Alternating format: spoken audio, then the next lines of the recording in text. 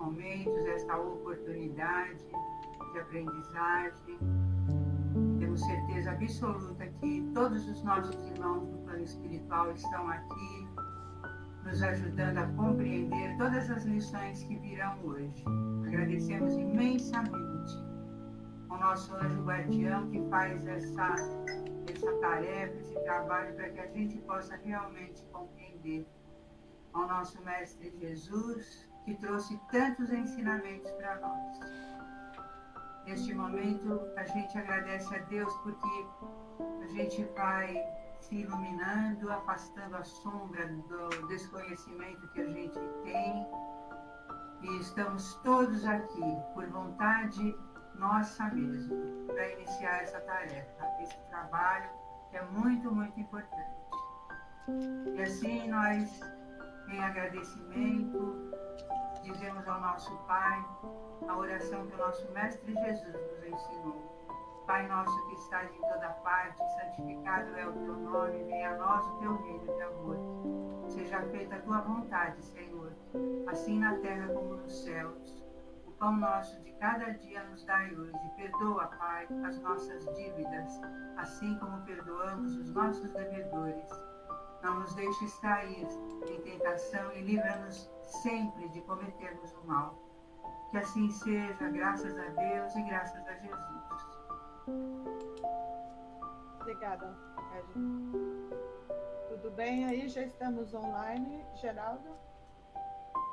Então, boa noite a todos, mais uma vez, a todos que estão aqui pelo Google Meet e também a todos que podem estar através do YouTube. O chat foi divulgado, né? O link foi divulgado para esse encontro de estudos. Atualmente nós estamos no livro O Céu e o Inferno, da codificação espírita. Perguntas podem ser feitas diretamente ou através do chat do YouTube, que o Geraldo vai repassar para a gente. Informando a todos que as aulas ficam gravadas no YouTube e podem ser acessadas a qualquer momento para quem tiver interesse de conhecer e estudar um pouquinho mais. Tudo bem, crianças? Então, nós estamos na primeira parte do livro O Céu e o Inferno, capítulo 4. Isso? Vamos falar agora do quadro do inferno pagão, porque a gente vem falando, capítulo 4, só rememorando, sobre o inferno. Tá? Então, ele fala sobre inflição das penas futuras, ele faz um paralelo, Kardec faz um paralelo do inferno cristão, imitando o inferno pagão. O que era o inferno pagão? O inferno daqueles que não eram cristãos, que acreditavam em vários deuses, né? Sobre o limbo, que era o limbo. Aí agora nós vamos ver o quadro do inferno pagão, que anteriormente a gente viu o inferno cristão que imitava o inferno pagão em muitas dos seus esclarecidos, né? Lembrando que esse livro foi escrito por Kardec sob a orientação da espiritualidade também. Okay? Então, vamos lá, vamos começar a falar do quadro do inferno pagão. Conhecemos pouco o inferno pagão e apenas pela descrição dos poetas Homero e Virgílio deram dele a descrição mais completa, né? Mas é preciso apartar as necessidades que a poesia impôs à forma. Por quê? Homero e Virgílio foram filósofos, né? Então, eles escreveram a descrição do inferno pagão, mas cheios de figuras de linguagem, cheios de poesia, né? A de Fénelon também foi um filósofo. No seu livro Telêmaco, né? Embora tirado da mesma fonte, quanto às crenças fundamentais, tem a simplicidade mais precisa da prosa. Então, Homero e Virgílio descreveram o inferno pagão em forma de poesia. É difícil entendimento. Agora, Fénelon descreveu o inferno pagão na prosa, apesar de também ter um pouco de poesia, né? Na realidade, a poesia no escrever, não na forma da poesia. Descrevendo o aspecto lúgubre dos lugares, procura, sobretudo, ressaltar o gênero de sofrimentos que sofrem os culpados, e se estende muito sobre a sorte dos maus reis, essa descrição de Fênelon, tendo em vista a instrução do seu aluno real. Por popular que seja sua obra, muitas pessoas não têm, sem dúvida, essa descrição bastante presente na memória, ou não puderam refletir bastante nela para estabelecerem uma comparação. Por isso, cremos ser útil reproduzir-lhe as partes que têm uma relação mais direta com o objetivo que nos ocupa, quer dizer, as que concernem mais especialmente a penalidade individual, ou seja, as penas individuais. Tá? Eu vou começar lendo 10, depois eu passo para a Magda. Tá? Então, aqui o que nós vamos ler? Nós vamos ler exatamente a prosa de Fénelon nesse livro, falando sobre Telêmaco. Tá? Entrando, Telêmaco ouve os gemidos de uma sombra que não podia se consolar. Qual é, pois, disse-lhe, a vossa infelicidade? Que fostes na terra? Eu fui, lhe respondeu essa sombra, Nabofarzã, rei da soberba Babilônia. Todos os povos do Oriente tremiam ao simples sussurro de meu nome. Eu me fazia adorar pelos babilônios em um templo de mármore, onde estava representado por uma estátua de ouro, diante da qual se queimavam dia e noite os preciosos perfumes da Etiópia. Jamais alguém ousou me contradizer sem ser logo punido. Inventava a cada dia novos prazeres para me tornar a vida mais deliciosa. Era ainda jovem e robusto. Ai de mim! Quanta prosperidade me restava ainda para gozar no trono. Mas uma mulher que amei e que não me amou fez-me sentir que não era Deus. Ela me envenenou e não sou mais nada. Colocaram ontem, com pompas, as minhas cinzas numa urna de ouro. Choraram, se arrancaram os cabelos, fizeram parecer quererem atirar-se às chamas da minha fogueira para morrerem comigo. Vão ainda gemer ao pé do soberbo túmulo onde estão as minhas cinzas, mas ninguém se lamenta. Minha memória é horrorosa, mesmo na minha família, e aqui embaixo já sofro horríveis tratamentos. Vocês veem como ele fala aqui embaixo, né?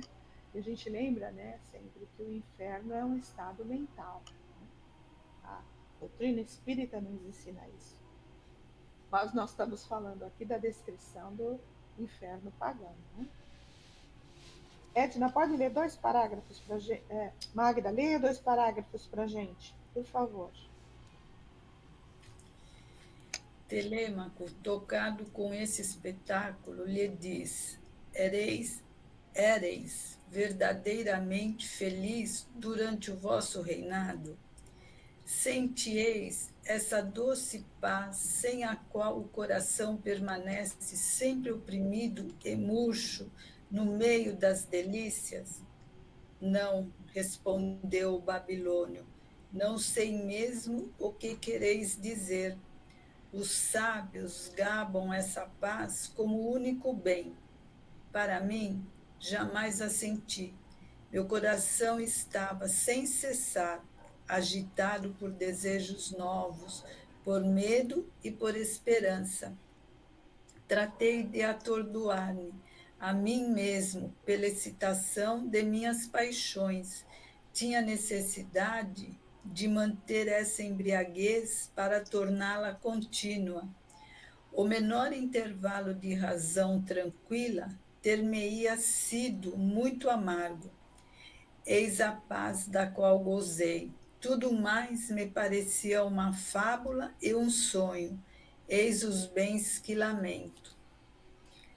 Falando assim, o babilônio chorava como homem frouxo, amolecido pelas prosperidades e que não estava acostumado a suportar constantemente uma infelicidade. Tinha perto de si alguns escravos que foram mortos para honrar os seus funerais.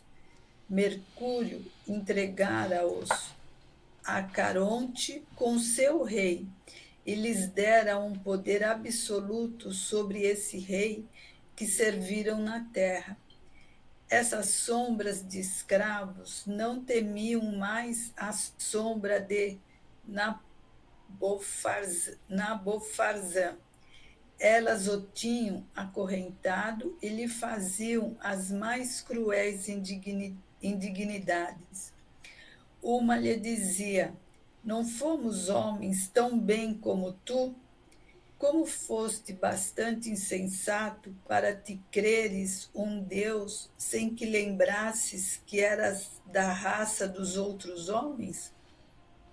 Uma outra, para insultá-lo, dizia: tinhas razão em não querer que fosses tomado por um homem, porque eras um monstro sem humanidade. Um outro lhe dizia: pois bem, onde estão agora os lisonjeadores? Não tens nada mais para dar, infeliz. Não podes mais fazer nenhum mal. Te tornaste escravo de teus próprios escravos. Os deuses são lentos para fazerem justiça, mas enfim a fazem.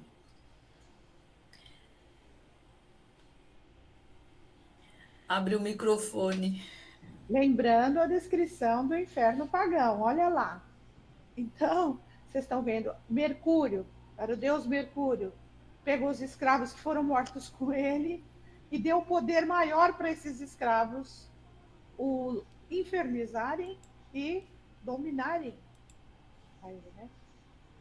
Edna, lê para nós 2 parágrafos, por favor. Sim. A essas duras palavras, Nabofarzã olhava para o chão, arrancando seus cabelos num excesso de raiva e de desespero.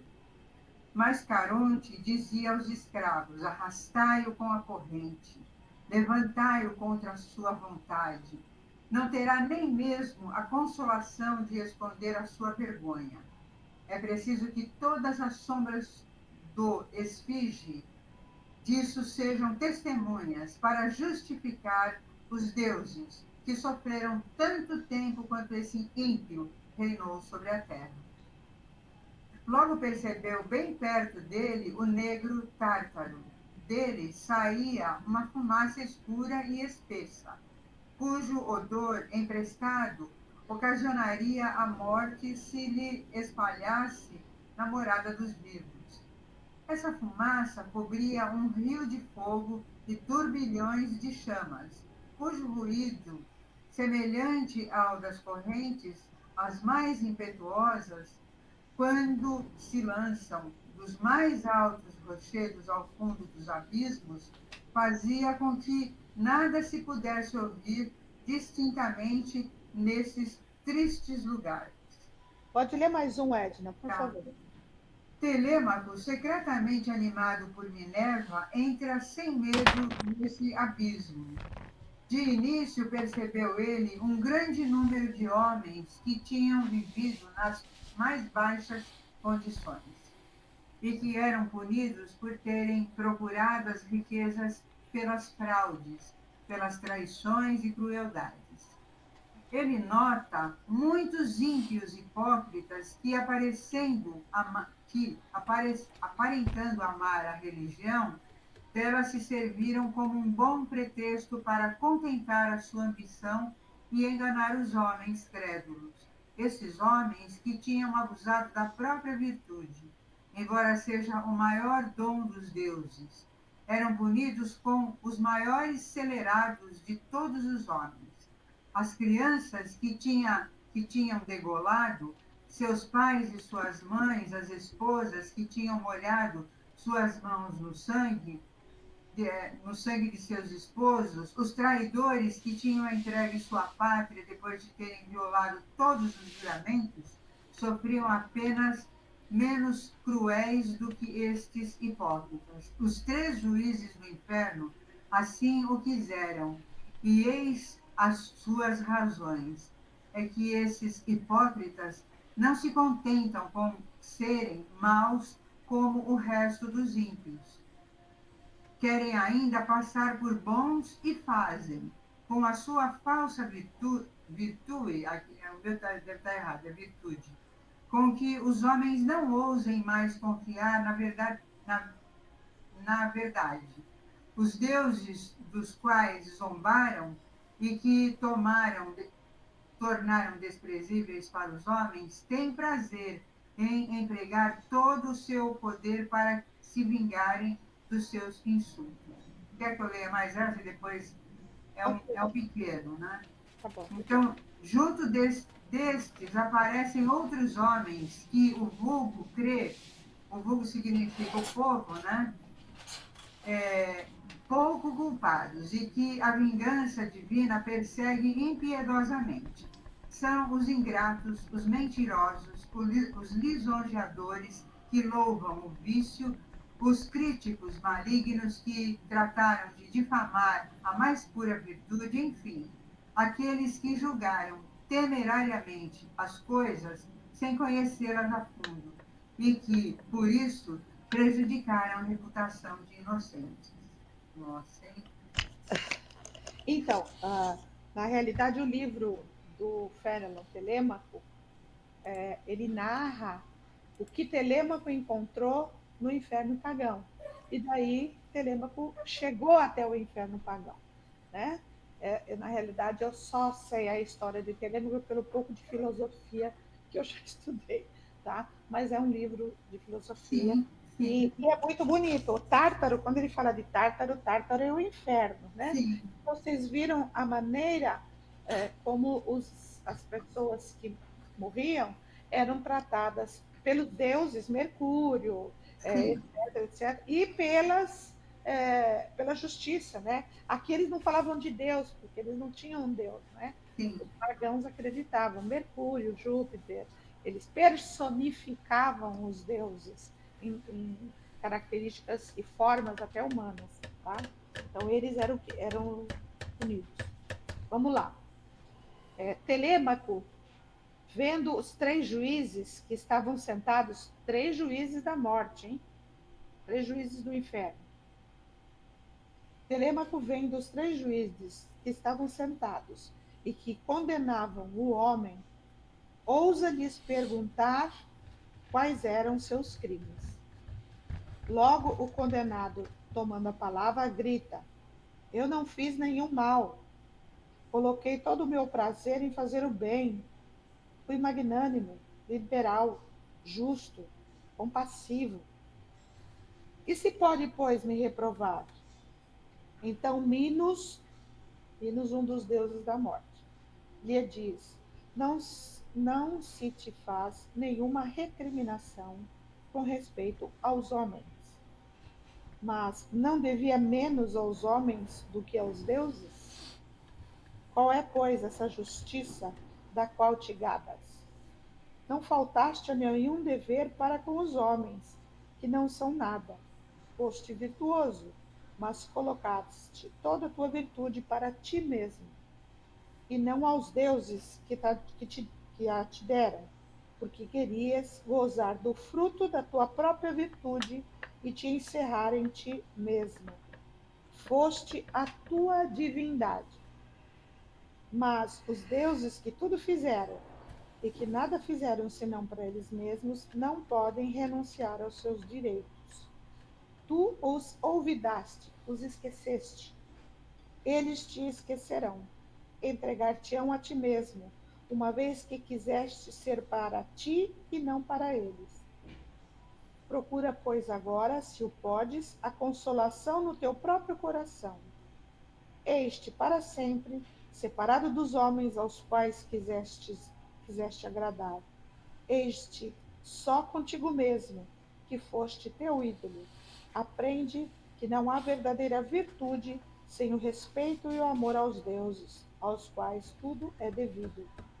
A tua falsa virtude, que a tempos deslumbra os homens fáceis de se enganar, vai ser confundida, não julgando os homens, os vícios e as virtudes, senão pelo que os choca ou os agrada, são cegos quanto ao bem e quanto ao mal. Aqui, uma luz divina derruba todos os seus julgamentos superficiais. Ela condena frequentemente o que admiram e justifica o que condena. Diante dessas palavras, esse filósofo, como atingido pelo golpe de um raio, não podia suportar a si mesmo. A complacência, ou seja, a condescendência, né, a bondade que ele tivera antigamente ao contemplar a sua moderação, sua coragem e suas inclinações generosas, mudaram em desespero. A visão de seu próprio coração, inimigo dos deuses, torna-se seu suplício. E ele se vê e não pode deixar de se ver. Vê a vaidade dos julgamentos dos homens, aos quais quis agradar em todas as suas ações. Ele se faz uma revolução universal de tudo o que está dentro de si, como se transtornasse todas as suas entranhas. Não encontra mais a si mesmo. Falta-lhe todo o apoio no coração. Sua consciência, cujo testemunho lhe fora tão doce, se ergue contra ele e o reprova amargamente o descaminho e a ilusão de todas as suas virtudes, que não tiveram o culto da divindade por princípio e por fim. Está perturbado, consternado, cheio de vergonha, de remorsos e de desesperos.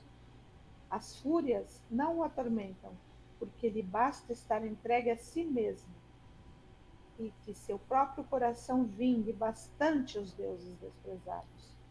Procura os lugares, os mais sombrios, para se esconder dos outros mortos, não podendo esconder-se de si mesmo.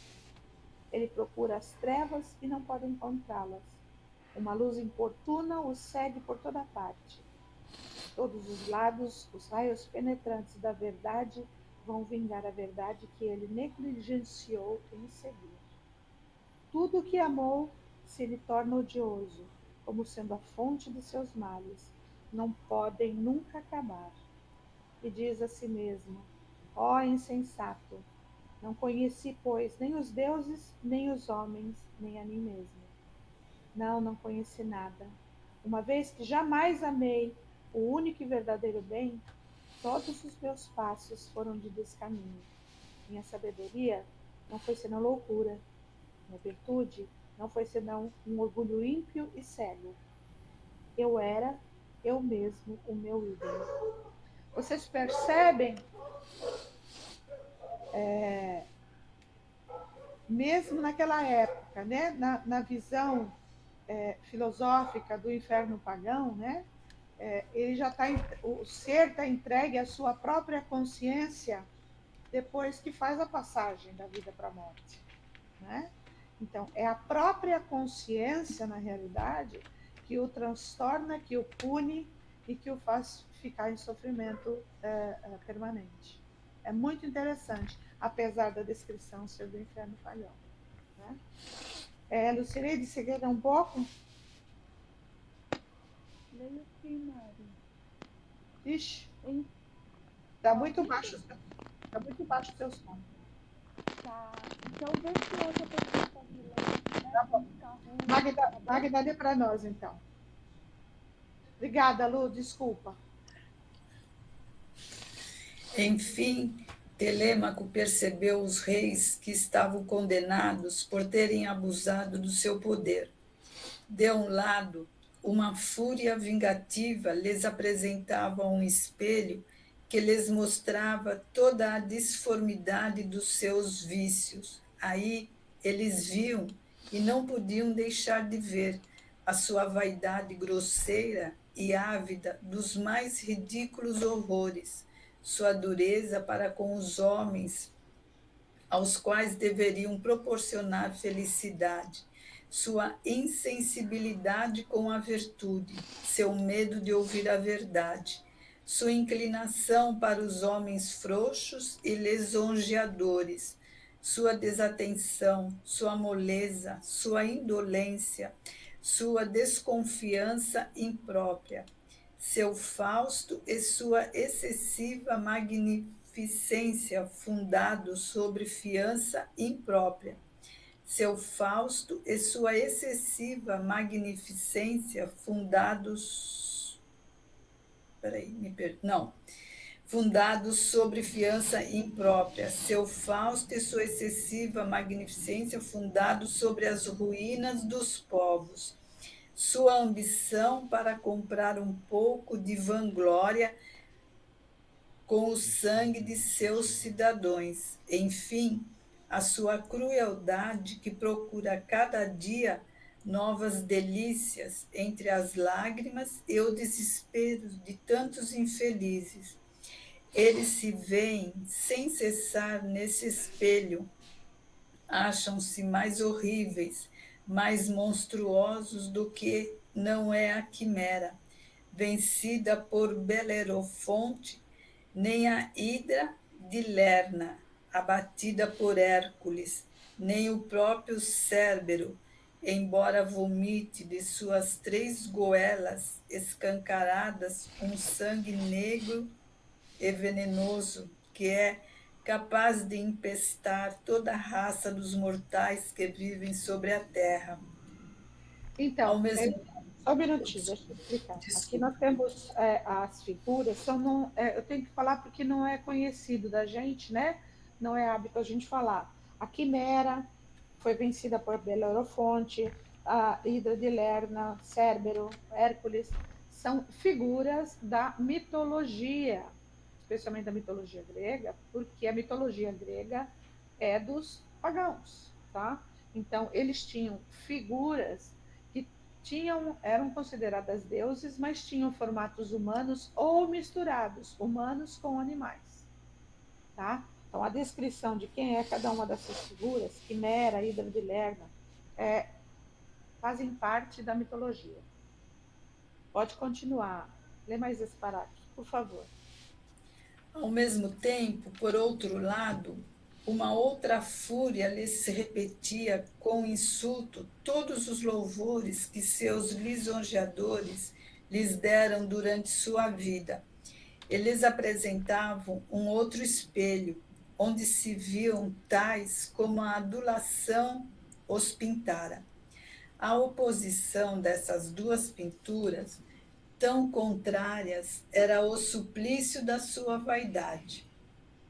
Notava-se que os piores dentre esses reis eram aqueles a quem se deram os mais magníficos louvores durante sua vida, porque os maus são mais temidos do que os bons e exigem sem pudor as desprezíveis lisonjas dos poetas e dos oradores do seu tempo. São ouvidos gemerem nessas profundas trevas, onde não podem ver senão os insultos e as zombarias que têm que sofrer.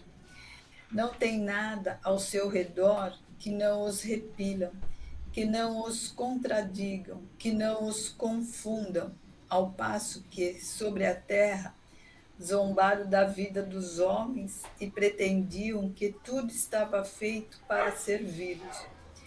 No Tártaro estão entregues a todos os caprichos de certos escravos que lhe fazem sentir, a seu turno, uma cruel servidão.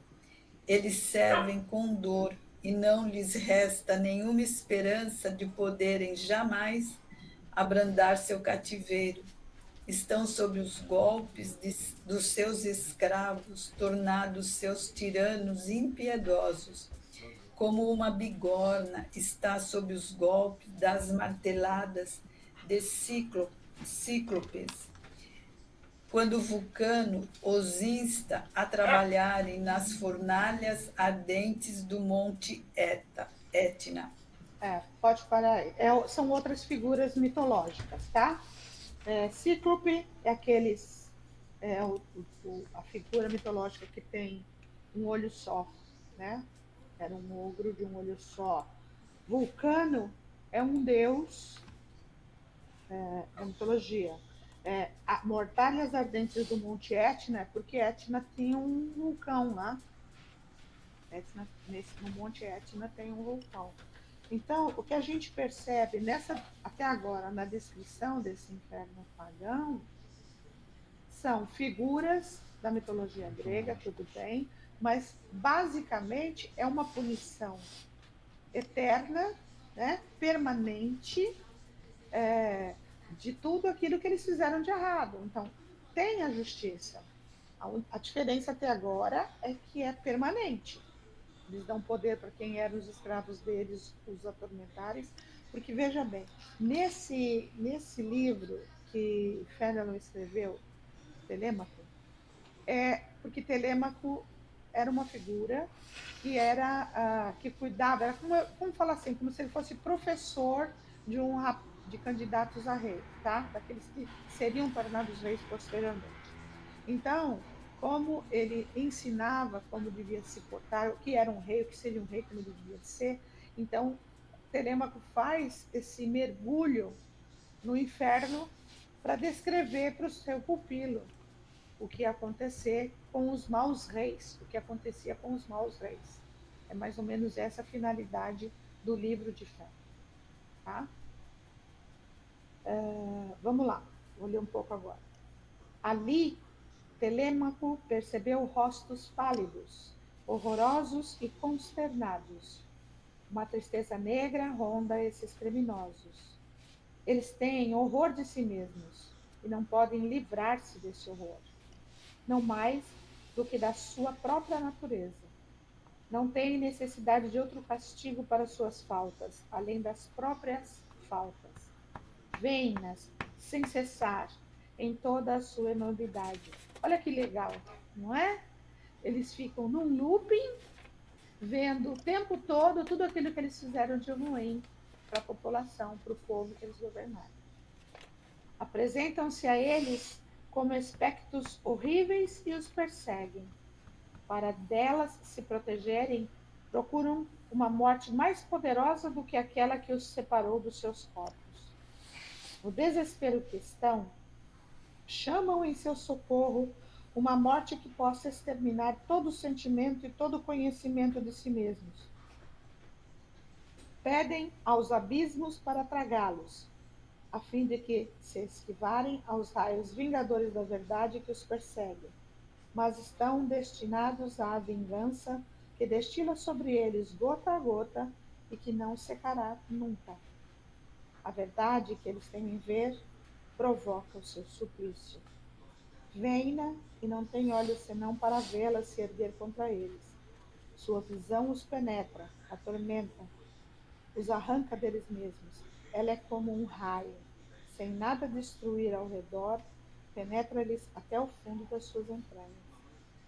Entre esses objetos que fazem eriçar os cabelos de Telêmaco sobre a sua cabeça, viu vários antigos reis da Lídia, que foram punidos por preferirem as delícias de uma vida lânguida ao trabalho, para o alívio dos povos, que deve ser inseparável da realeza. Continua, Edna, por favor.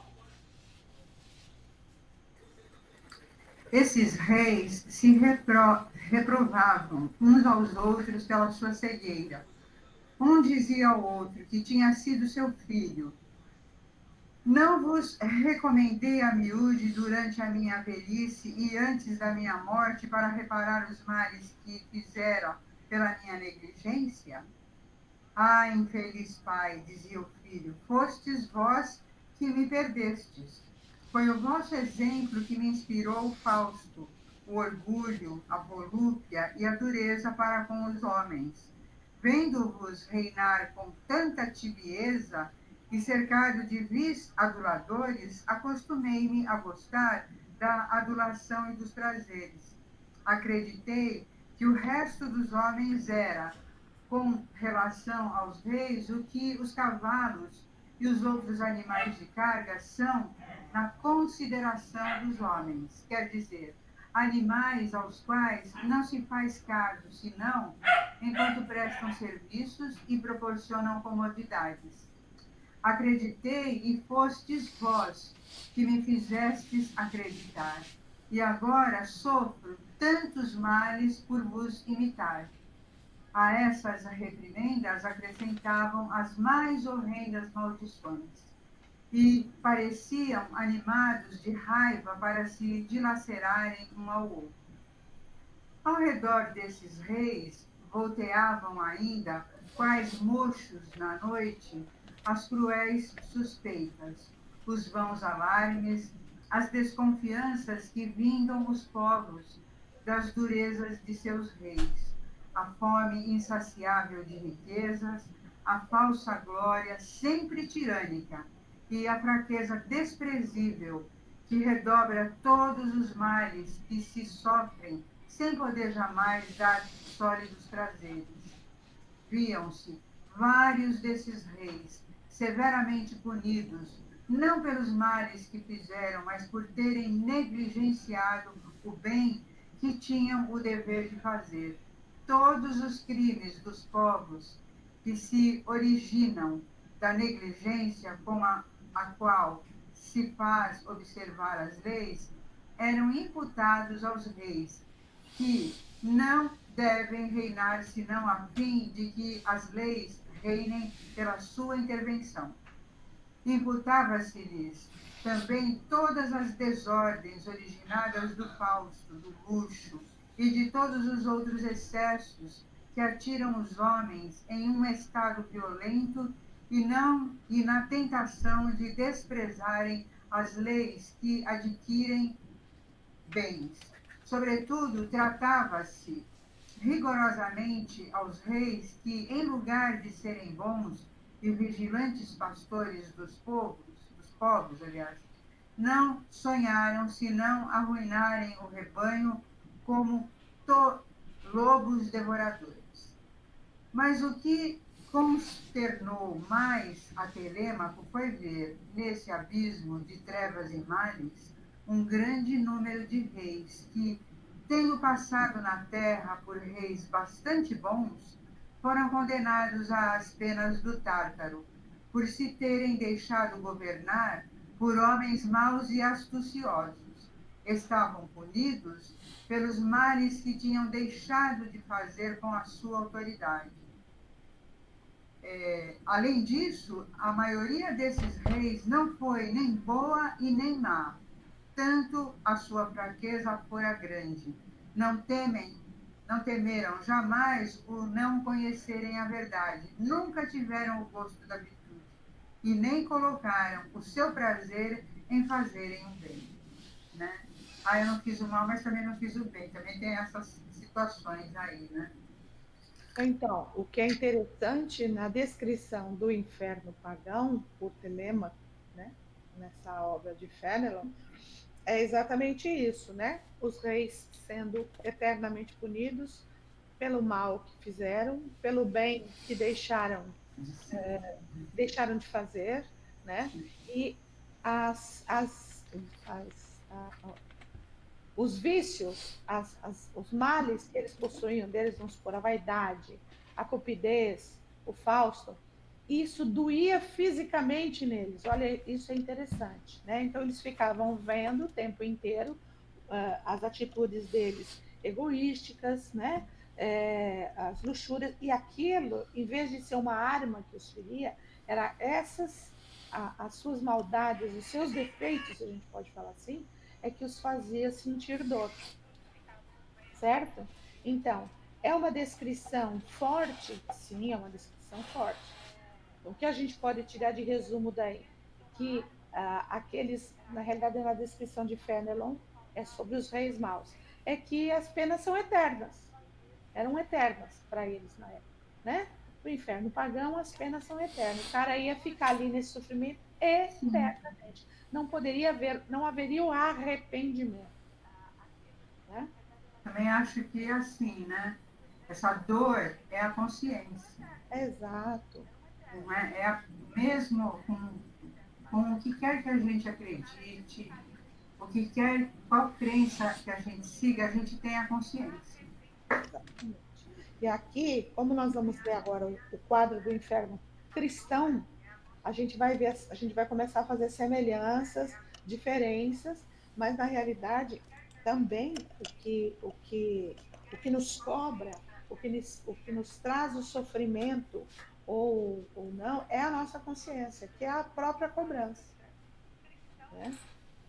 Quadro do inferno cristão, é o item 11. A opinião dos teólogos sobre o inferno está resumida nas citações seguintes.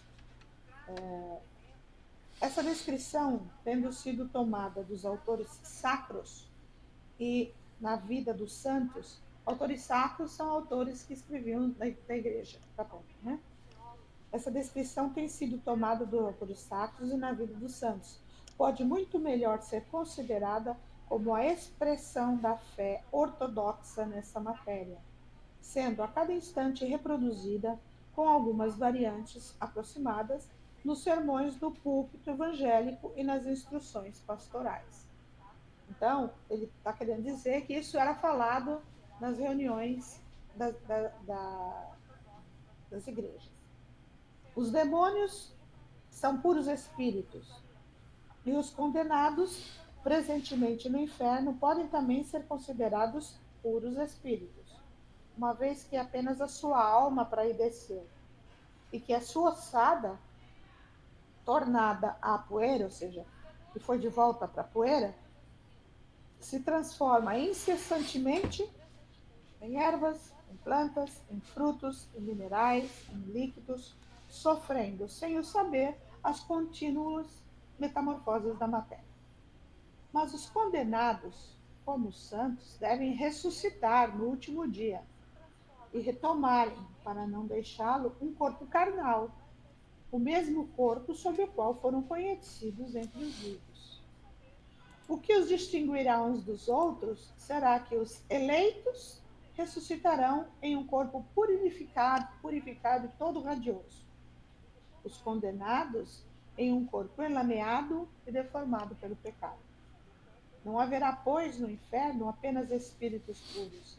Haverá homens tais como nós.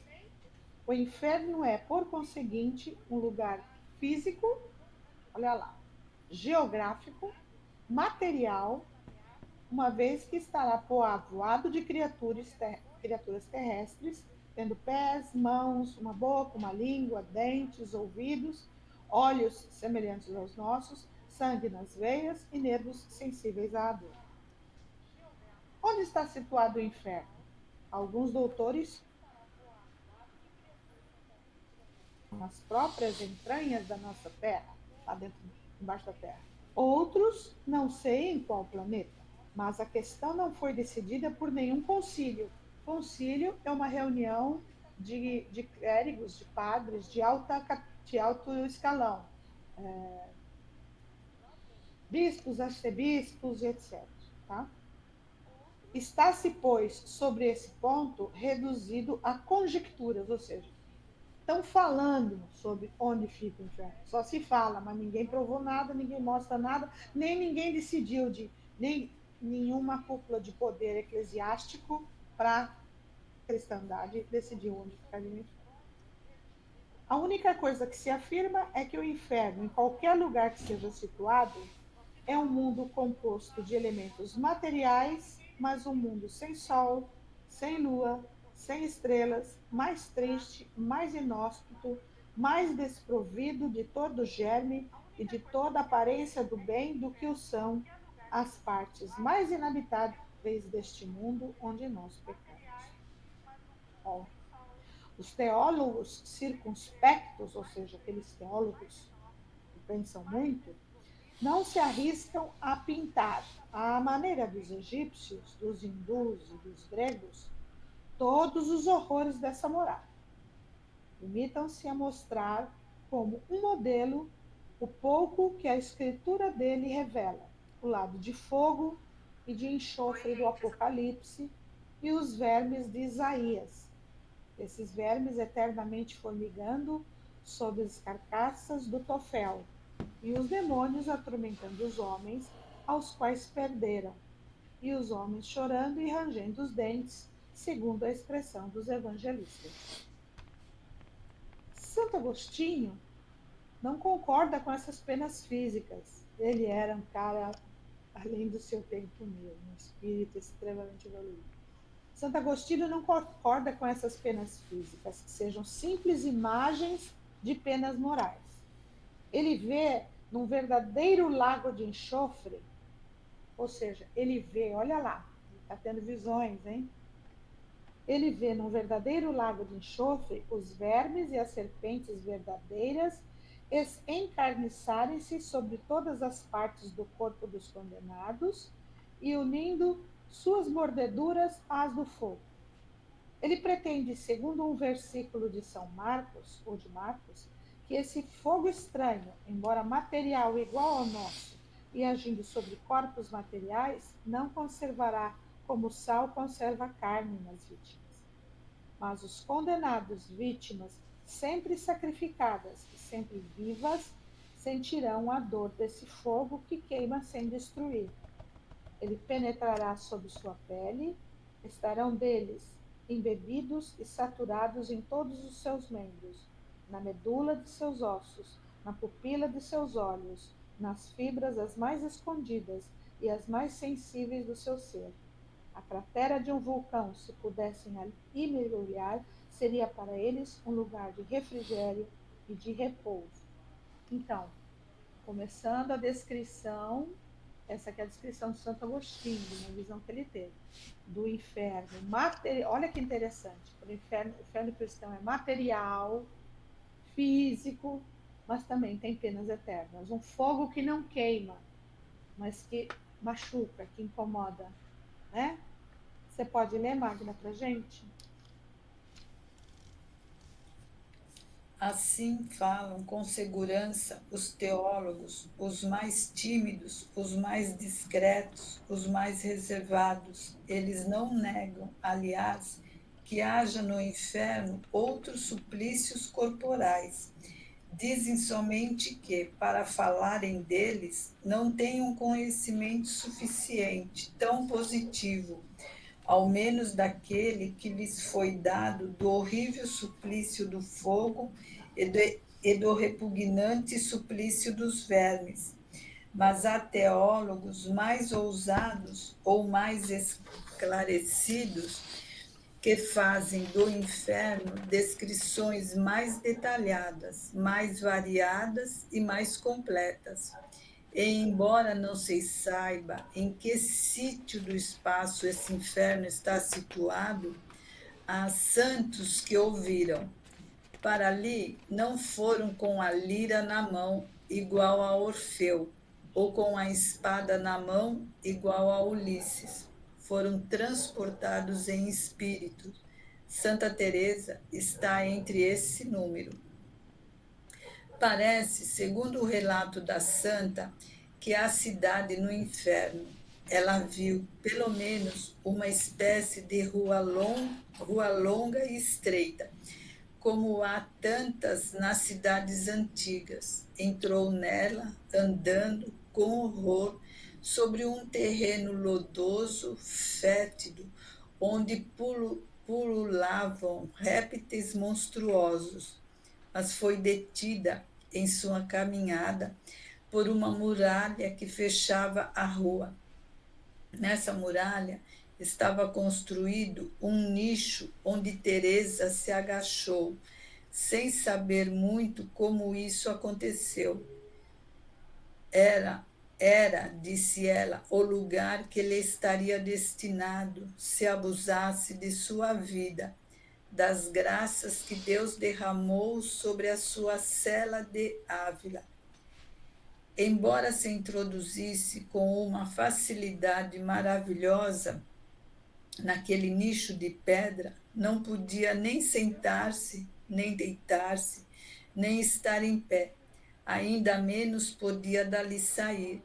Essas horríveis muralhas, estando abaixadas sobre ela, a envolviam e a apertavam, como se estivessem animadas. Parecia-lhe que a sufocavam, que a estrangulavam e, ao mesmo tempo, que a esfolavam viva e que a retalhavam em farrapos, e sentia-se queimar. Experimentava, ao mesmo tempo, todos os gêneros de angústias, de socorro, nenhuma esperança.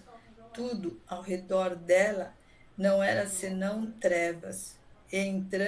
Entretanto, através dessas trevas, percebia ainda, não sem estupor, a horrenda rua onde estava alojada e toda a sua imunda vizinhança, espetáculo para ela tão intolerável como o envolvimento da sua prisão.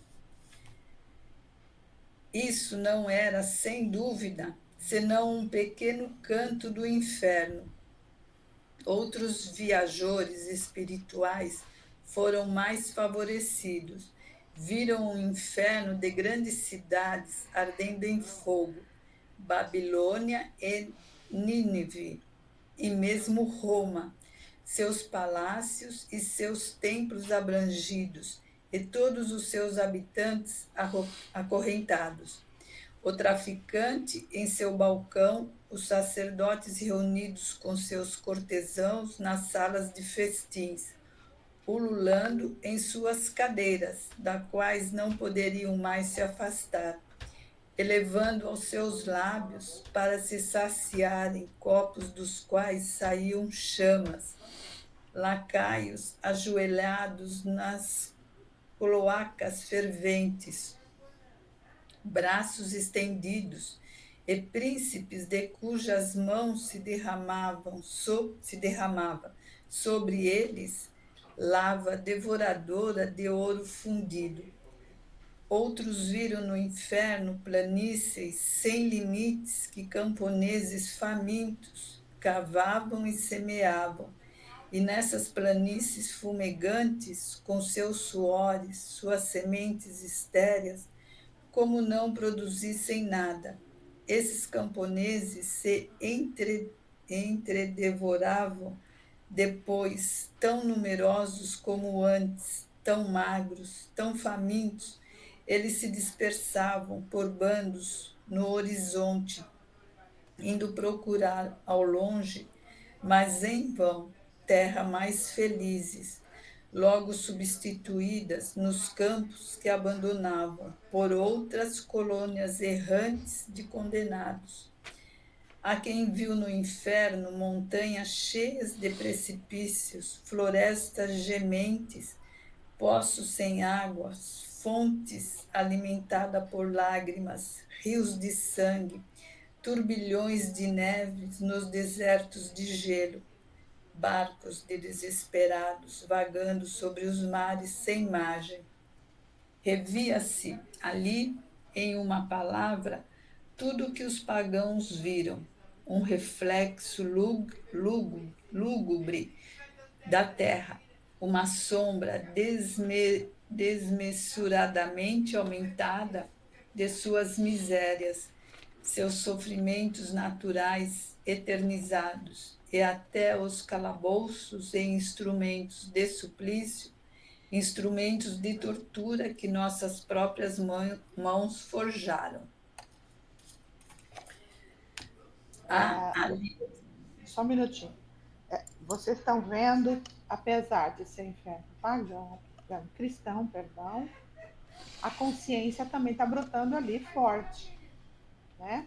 Com a diferença que me parece que no inferno cristão é tudo muito material, né? Ele existe mesmo, tem um lugar, e as almas daqueles que morreram ficam ali esperando serem resgatadas e voltarem de novo à vida. Deixa eu ler mais um parágrafo para a gente terminar, que não vai dar tempo para a gente terminar hoje. É bem grande esse aqui. Há ali embaixo, com efeito, demônios que, para melhor atormentarem os homens em seus corpos, tomam corpos. Estes têm asas de morcego, cormos, que são chifres, né? Couraças de escamas, patas providas de garras, dentes afiados. São-nos mostrados armados de gládios, de forcas, de pinças, de tenazes ardentes, de serras, de grades, de foles, de clavas, e fazendo durante a eternidade com a carne humana o serviço de cozinheiro e de açougueiro. Ai, Jesus! Aqueles transformados em leões ou víboras enormes arrastam suas presas para cavernas solitárias. Alguns se transformam em corvos para arrancarem os olhos a certos culpados, e outros em dragões voadores, para carregá-los sobre seus ombros e transportá-los muito assustados, muito sangrentos, gritando através dos espaços tenebrosos, e depois deixá-los caírem em lagos de enxofre. Eis aqui nuvens de gafanhotos, escorpiões gigantescos, cuja visão dá calafrios, cujo odor dá náuseas, cujo menor contato dá convulsões. Eis aqui monstros policéfalos, várias cabeças, abrindo por toda sorte, por toda parte, suas goelas vorazes, sacudindo sobre suas cabeças deformes longa cabeleira de áspides. Áspides é uma espécie de serpente. Moendo os réprobos entre suas maxilas ensanguentadas e vomitando-os todos moídos, mas vivos, porque são imortais. Vamos parar aqui. Senão depois ninguém dorme e vai ter pesadelo a noite inteira. Lembrando. Imaginação, né? Fala sério, né? É uma imaginação assim. A gente lembra. A gente fica lendo e tem coisas que vem que a gente fica imaginando na cabeça. É uma ficção. Quando a gente lê prestando bastante atenção, a gente consegue visualizar o que a gente está lendo. Sim, sim. Né? Mas a gente lembra sempre que isso nós estamos falando do quadro do inferno cristão, né? Como ele foi pintado, como ele foi trazido. E é bem interessante a gente lembrar que lá no começo do texto, ele fala que não foi um concílio que determinou, foi os caras que foram falando, foi ficando e foi escrevendo e foi dizendo que era assim e assim foi. Exatamente. Cada um com a sua imaginação, cada vez melhor, né? Existem visões espirituais de Santa Teresa de Ávila, né? Que ela foi, visitou e voltou e descreveu, assim como de Santo Agostinho, que teve também visões, na realidade são visões mediúnicas, né? Mas por que se são visões mediúnicas, por que ele viu esse inferno cristão? Exatamente. Como de verdade? Porque era a qualidade da evolução da época das criaturas. Sim.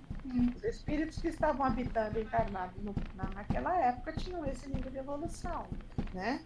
Então, na realidade, outro item importante também é que, olha, a gente tem uma diferença fundamental entre o inferno pagão e o inferno cristão que a gente dá para perceber aí. No inferno pagão, os suplícios são causados pela própria consciência, estilizada em diversas formas, de bichos, de espelhos, de torturas, né? E se você for pesquisar quais eram as torturas do inferno pagão, você vai ver a pedra, lembra que eu falei a aula passada? Eu não lembro o nome agora, mas a roda aquela outra roda, ele ficava rodando sem parar, né? A pedra que ele tinha que ficar empurrando montanha acima, e quando chegava lá em cima ele voltava para baixo, ou seja, um trabalho, um esforço sem fim. Mas sempre a consciência. No inferno cristão, é alguém impedindo tortura, sempre uma tortura física, não uma tortura moral. Vocês conseguem perceber? Então, eles caracterizam a pena pelos pecados como sendo uma tortura física. Então, é monstro que morde, que arranca os olhos, que fica em pedacinho, fogo que queima, né? Essas coisas.